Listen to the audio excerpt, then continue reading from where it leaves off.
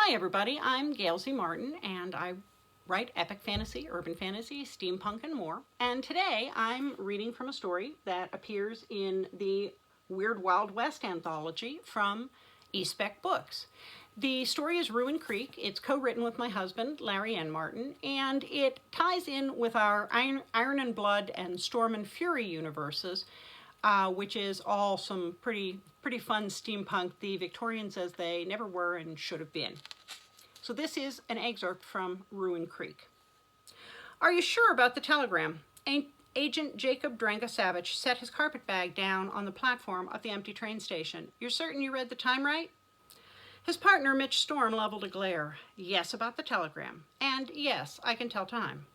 Then there aren't many other people taking the train to Ruin Creek, are there? Jacob asked drolly. Their horses were stabled near the station, awaiting their return.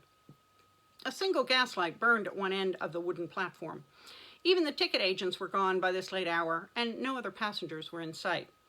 Not leaving from here, anyhow. Mitch began to pace. With dark hair, a trim muscular build, and a 5 o'clock shadow that darkened at 3, Mitch looked like every penny dreadful writer's epitome of an army sharpshooter and a secret government agent. Jacob was tall and raw-boned, with a long face and blue eyes that spoke to his Eastern European background. All things considered, a darkened train station in the middle of Arizona wasn't the strangest place they'd been sent by the Department of Supernatural Investigations. In the distance, a coyote howled. Moonlight cast the saguaro cactus in strange shadows. Overhead, the stars seemed bright as a lawman's badge, and the darkened ridge of the Superstition Mountains loomed on the horizon. It's just strange having headquarters send us out without notice, Jacob remarked. Mitch shrugged. Not the first time, probably won't be the last. Things come up, especially in our business. A fellow agent calls for assistance, we go. If the telegram hadn't had all the right codes, I'd worry we were being set up, Jacob replied. You're worrying about that anyhow. Mitch knew his partner. I triple-checked the codes. I don't like getting sent out at the last minute without more information, Jacob groused. Mitch rolled his eyes. When has the department ever worried about telling us everything we needed to know? Jacob grunted in grudging assent. The mournful whistle of an oncoming train echoed through the empty desert landscape. A silver and black train ghosted to a stop at the platform and sent a puff of coal smoke into the air. It was a small train, just 2 passenger cars and 2 boxcars behind the engine and a coal car. The passenger cars were brightly lit, but as far as Jacob could tell, they were empty. All aboard! A man with a conductor's uniform leaned out of the doorway to the first passenger car. Mitch grabbed his carpet bag and the long duffel that carried their weapons and hopped on before Jacob could utter a word, forcing him to catch up. Classy, Mitch said as they entered the Pullman car. The seats were flocked green velvet and the cars were paneled with mahogany. Brass-shaded lanterns hung from the ceiling. Empty, Jacob said, walking to the back of the car to check that no one was hiding on the floor between any of the seats. He peered through the glass in the door to the vestibule, looking into the second, equally deserted car. I don't like this. Mitch had already selected a seat with his back to the wall where he could watch the entire length of the car. Jacob reluctantly took a seat opposite him where he could see the other door. Mitch had a newspaper on his lap and beneath it his cold peacemaker. He removed a silver flask from his pocket, took a swig and offered it to Jacob, who shook his head. Maybe when we get where we're going in one piece, Jacob replied. The conductor entered from between the 2 passenger cars and walked toward them as if an empty train in the wee hours of the morning was the most natural thing in the world. Tickets, please. Mitch held out the 2 tickets that had been delivered to their hotel within an hour of the unexpected telegram. The conductor barely glanced at the tickets, then nodded curtly. Do you make this run nightly? Jacob asked. Make it when we need to make it, the conductor replied, as the engine started with a slight lurch. Folks need to get to Ruin Creek. We stop here.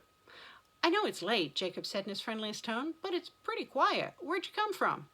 The conductor looked at Jacob as if the question didn't register at first. Down the line a ways, he answered. Far away, long haul.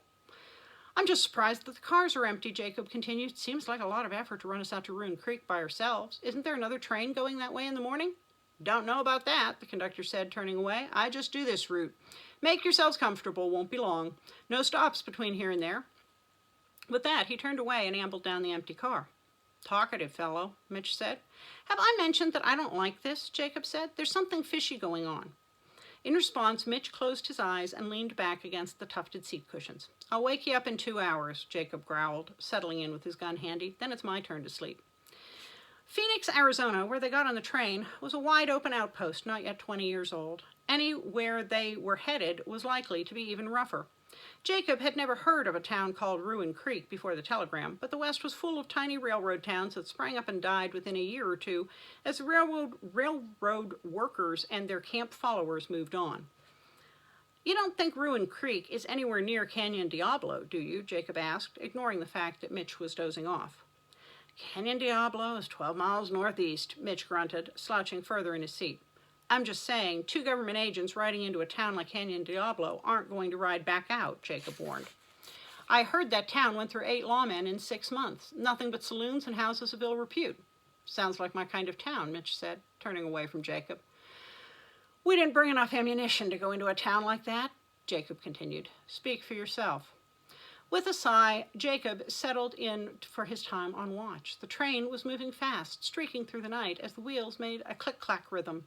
Jacob's Remington revolver was where he could draw it quickly, and so was a Bowie knife. A shotgun, Mitch's rifle, and an assortment of other weapons were in the duffel bag overhead.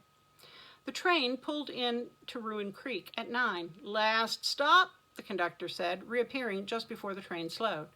Jacob peered out of the window. What he could see was unimpressive. The station was just a small shed and an awning over a wooden platform. "Funny, there's no one here to meet us," Mitch muttered as they walked across the platform. Behind them, the train whistle sounded, and then the locomotive pulled away from the station. "There's a note," Jacob said, pointing to an envelope pinned up on the board where schedule updates usually were posted. "Department of Supernatural Investigation," the envelope read. Jacob took it down and unfolded a single sheet of paper. "Sorry I couldn't be here for your arrival," he read aloud.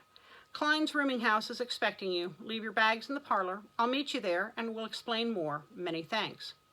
The letter signed Ahiga Sani. "That's a Navajo name," Mitch observed. Jacob nodded. "The town is technically on Navajo land. The brass had to clear it through a couple of other offices to keep from getting sideways with the tribe when they sent us. That and the last agent they sent out here disappeared. Eli Bly, the agent who had sent a telegram asking for backup at Ruin Creek, had not been heard from since that brief, urgent message. If it were easy, they wouldn't pay us big salaries to figure out what's going on," Jacob said. Mitch looked askance at him. "They don't pay us big salaries, but we're still the ones who get shot at." So that's an excerpt from Ruin Creek, and it appears in the Weird Wild West anthology from eSpec Books. It's also part of our Storm and Fury collection, and it ties back into our Iron and Blood universe. I'm Gail Z. Martin, and I hope you enjoyed the story.